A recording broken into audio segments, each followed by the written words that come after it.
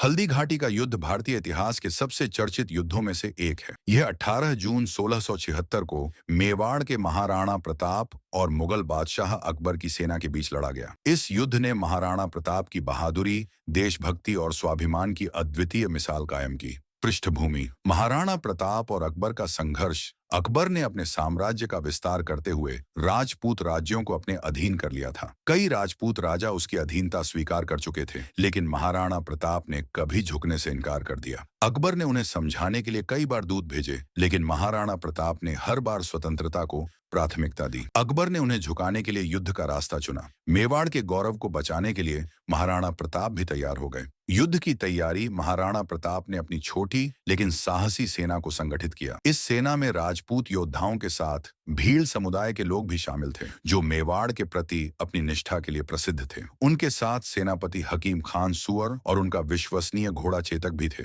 दूसरी ओर अकबर ने अपनी विशाल सेना का नेतृत्व राजा मान सिंह और आसफ खां को सौंपा। मुगल सेना संख्या में महाराणा प्रताप की सेना से 4 गुना बड़ी थी। युद्ध का दिन 18 जून 1676 हल्दी घाटी की पहाड़ियों में युद्ध का शंखनाद हुआ। महाराणा प्रताप अपनी सेना के साथ शेर की तरह लड़े। उन्होंने अपनी सेना को 4 भागों में बांटा ताकि दुश्मन को भ्रमित किया जा सके। उनकी तलवारबाजी और घुड़सवारी इतनी अद्भुत थी कि दुश्मन के पांव उखड़ने लगे। युद्ध में महाराणा प्रताप ने राजा मान सिंह के हाथी पर सीधा हमला किया। उन्होंने अपने भाले से राजा मान सिंह को मारने की कोशिश की, लेकिन राजा मान सिंह बच गए। यह हमला उनकी वीरता का अद्भुत उदाहरण था। चेतक की वीरता: युद्ध के दौरान महाराणा प्रताप का घोड़ा चेतक एक नायक बनकर उभरा। चेतक ने न केवल महाराणा को दुश्मन की सेना के बीच सुरक्षित रखा, बल्कि घायल होने के बावजूद उन्हें युद्ध के मैदान से बाहर निकाला। चेतक ने अपने अंतिम समय में एक बड़ी नदी को पार किया। महाराणा प्रताप की जान बचाने के बाद चेतक ने अपने प्राण त्याग दिए। चेतक की यह बलिदान गाथा भारतीय इतिहास में अमर हो गई। युद्ध का परिणाम: हल्दी घाटी का युद्ध लगभग 4 घंटे चला।